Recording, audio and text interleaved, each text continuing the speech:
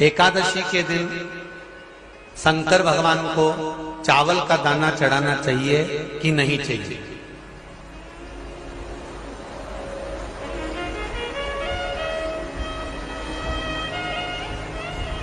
अब बोलो तेरा क्या होगा रे कालिया? है? चलो ठीक है। बीमार व्यक्ति से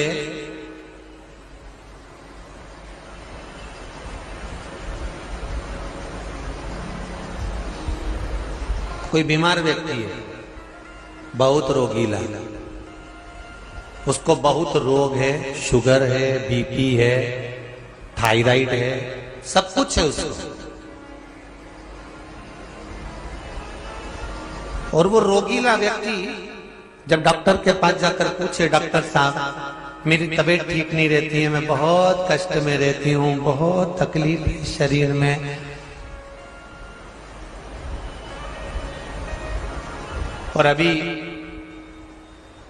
सावन का महीने का व्रत आ रहा है डॉक्टर साहब, 1 महीना में व्रत करती थी पहले, करूं कि नहीं करूं?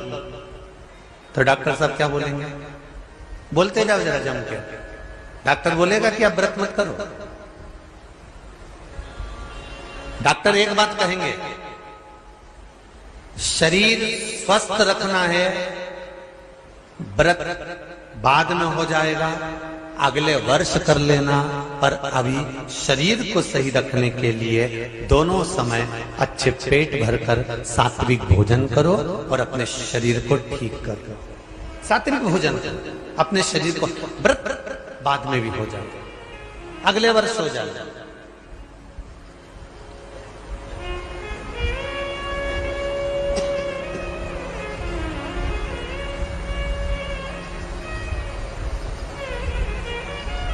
अभी तुम थोड़ा सवेरे 2 बिस्कुट ले लिया करो, सुबह नाश्ता ले लिया करो, भोजन ले लिया करो, फिर दोपहर में कुछ हल्का फुल्का लेकर थोड़ी थोड़ी देर में खाते रहना चाहिए हो।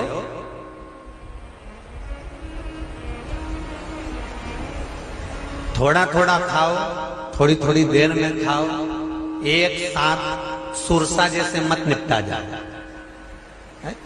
थोड़ा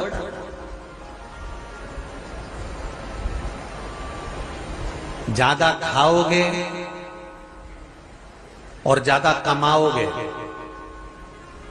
तो दूसरों को कष्ट नहीं होगा, कष्ट खुद को होगा। ज्यादा खाओगे अपाच्य हो जाएगा, रात की नींद उड़ जाएगी, शरीर में अच्छा नहीं लगेगा। ज्यादा कमाओगे, रात की नींद उड़ जाएगी, दुनिया की दृष्टि तुम पर पड़ जाएगी और तुम्हारी रातों की नींद चली जाएगी। कमाओ भी उतना जितना खर्च कर सको और खाओ भी उतना जितना पचा सको। अति सर्वस्व वर्जन। डॉक्टर कहेंगे ये तुम्हारा व्रत जो है ना अगले साल कर लेना, इस साल मत करिए, इस साल तो आराम से भोजन वोजन करो तुम लोग, बढ़िया प्रेम से खाओ पिए। तो उसी तरह किसी ने पूछा कि चावल का दाना एकादशी पर भगवान शंकर को चढ़ा सकते हैं? चावल का दाना शंकर जी को चढ़ाते क्यों है, पहले तो वो समझ लें। बेलपत्री का तो महत्व आपको बार बार बताया कि बेलपत्री शिव जी को क्यों चढ़ाई जाती है, कहीं रोग के लिए, कहीं बीमारी के लिए, कहीं किस कार्य के लिए, कहीं कोई कार्य के लिए, कहीं कोई कार्य के लिए। चावल का दाना अगर हम शंकर भगवान को चढ़ा रहे हैं तो क्यों चढ़ा रहे हैं, उसका कारण क्या है? चावल का दाना शिव को चढ़ाने का केवल एक कारण रहता है कि चावल को अक्षत कहते हैं।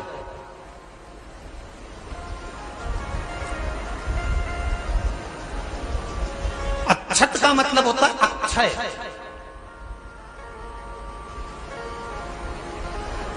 अभी हमारे यहां एक तिथि आने वाली है, अक्षय तृतीया। उसका मतलब क्या होता है? अक्षय, जिसका कभी क्षय ना हो। जब हम भगवान शंकर को चावल का दाना चढ़ाते हैं, जैसे बहुत ध्यान दीजिएगा महाराज, बहुत समझने वाली बात है, बहुत ध्यान से।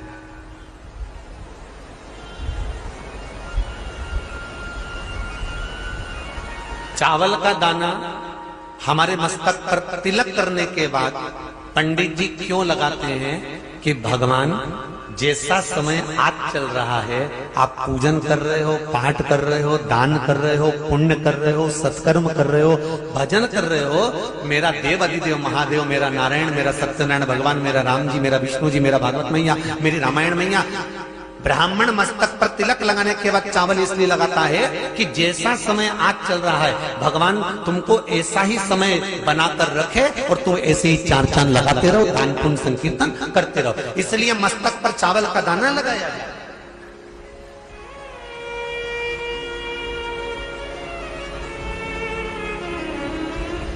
कोई मर जाता है, मरने के बाद जब तक पगड़ी नहीं होती तब तक माथे पर तिलक, चावल का दाना लगाया जाता है। जम के बोलो जरा, नहीं लगाते। किसी पंडित जी से पूछो, ब्राह्मण देवता से पूछो, ब्राह्मण देवता ये कोई मर गया और हमारा तो नियम है कि हम सिर पे तिलक लगाते हैं, चावल लगाते हैं, या पंडित जी से हम तिलक लगवाते हैं, मंदिर जाते हैं तो मंदिर में जाके तिलक लगवा के हम चावल का दाना लगवाते हैं। क्यों नहीं लगाते? उसका कारण क्या है? जब किसी के मरने के बाद 10 दिन तक 12 दिन तक मस्तक पर तिलक क्यों नहीं लगाया जाता? 10-12 दिन तक माथे पर तिलक या चावल क्यों नहीं लगाया जाता? उसका कारण है कि ये जो समय आया है, तुम्हारे यहाँ जो गमी हुई है, तुम्हारे यहाँ कोई मर गया है, तुम्हारे यहाँ किसी के प्राण छूट गए हैं, तो ब्राह्मण इसलिए तिलक नहीं लगाता आपको, इसलिए चावल का दाना नहीं लगाता कि ऐसा दिन भगवान अब ना लाए, इसको अमर ना करे, इसको अक्षय ना करे, इसको प्रबल ना करे।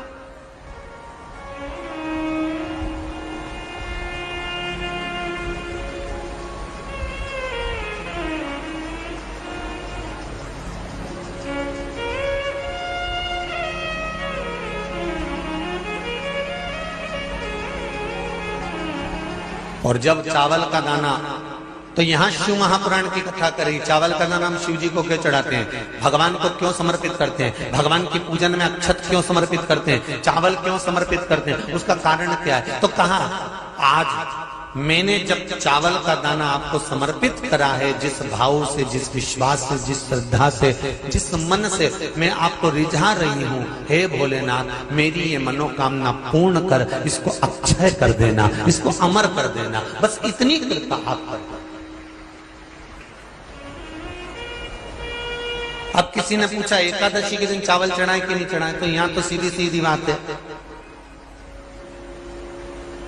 बीमारी देखकर थोड़ी ना आती है कि नवरात्र चल रहे हैं कि सावन का सोमवार चल रहा है, बीमारी तो बीमारी। तुम चावल मत खाओ। तिरुपति कौन कौन गया? हाथ उठाओ। ठीक है। जगन्नाथ जी कौन कौन गया? हाथ उठाओ। हाँ ठीक है। द्वारका जी कौन कौन गया? हाथ उठाओ। ठीक है। बद्रीनाथ कौन कौन गया? हाथ उठाओ। ठीक है। एकादशी के दिन कभी तुम बद्रीनाथ चले जाओ, एकादशी के दिन तुम द्वारका चले जाओ, एकादशी के दिन तुम तिरुपति चले जाओ, एकादशी के दिन तुम जगन्नाथ चले जाओ, एकादशी के दिन तुम्हारी मर्जी पड़े भगवान के किसी धाम में चले जाओ और भगवान को भोग लगाओ और उनकी थाली को झांक कर देखना, उसमें चावल जरूर मिलेगा। उसमें ऐसा नहीं है कि चावल नहीं मिलेगा। बद्री नारायण में भगवान को चावल का भोग लगा हुआ मिलेगा, द्वारका में चावल का भोग लगा हुआ मिलेगा, आपको जगन्नाथ में चावल का भोग लगा हुआ मिलेगा, तिरुपति में मिलेगा, द्वारकाधीश में मिलेगा, नाथू द्वारा में मिलेगा, सांवरिया सेठ में मिलेगा, काकरोली जी में मिलेगा। आप जहां जाओगे वहां पर एकादशी के दिन भगवान को चावल आएगा, क्योंकि भगवान के लिए परहेज नहीं है। जो काम में डूबा हुआ है, जो आसक्ति में डूबा हुआ है, जो लोभ में डूबा हुआ है, जो वासनाओं में डूबा हुआ है, जो तृष्णा में डूबा हुआ है और जो माता के गर्भ से जन्म लिया, एकादशी के दिन चावल उसको नहीं खाना। अब हमारे यहां तो कहावत में कहते हैं, राम जी की जब स्तुति गाते हैं तो कहते हैं, भय प्रगट,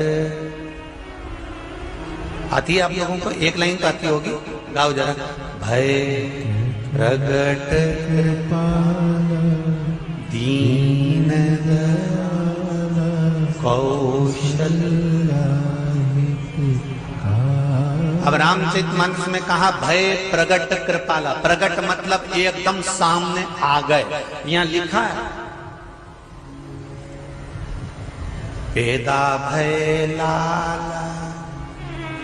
अगर तुलसीदास जी लिखते तो जन्म लिया होता राम जी ने तो तुलसीदास बाबा लिख देते कि पैदा भय, माता के गर्भ से उनका जन्म। नहीं नहीं नहीं, यहाँ कहा भय प्रगट कृपाला दीन दयाला कौशल्या,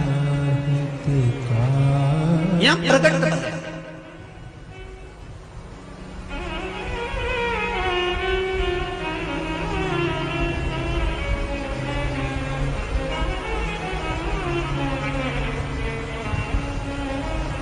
यूट्यूब पर स्कंद पुराण,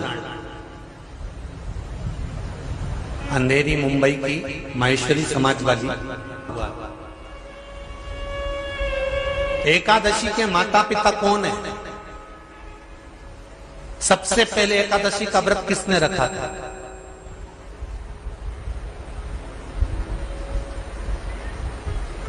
एकादशी का जन्म स्थान कहां है?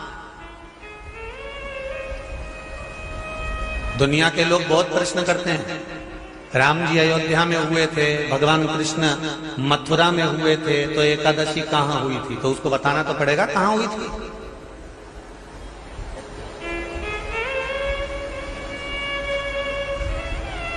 उसमें हमने वर्णन किया कि एकादशी के माता पिता कौन है, एकादशी का व्रत सबसे पहले किसने करा, एकादशी का जन्म कहां हुआ, एकादशी को क्यों चावल नहीं खाते, एकादशी के दूसरे दिन चावल का दाना खाना क्यों जरूरी है।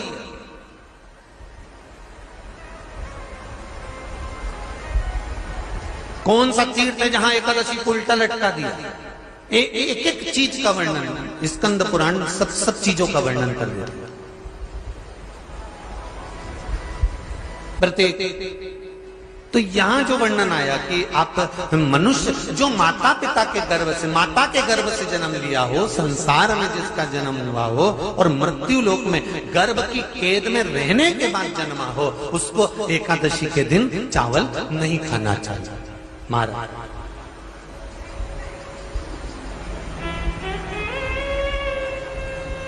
पर यहां शास्त्र ये नहीं कहता कि भगवान को चावल नहीं चढ़ाना चाहिए। यहां शास्त्र कहता है आप शिव जी को चाहे एकादशी हो, चाहे द्वादशी हो, चाहे प्रदोष हो, चाहे पूर्णिमा हो, चाहे अमावस्या हो, चावल का दाना आप भगवान शिव को समर्पित कर सकते हो। और ज्यादा नहीं, शंकर कभी ये नहीं कहते कि मुझे बहुत सारा चढ़ा। शंकर जी की कथा कहती है कितना, मात्र एक चावल का दाना। हम तो उनसे भी कहेंगे जो लोग कहते हैं ना कि हम आज हमारा सावन का महीना है तो आज हमें भगवान को 1.25 लाख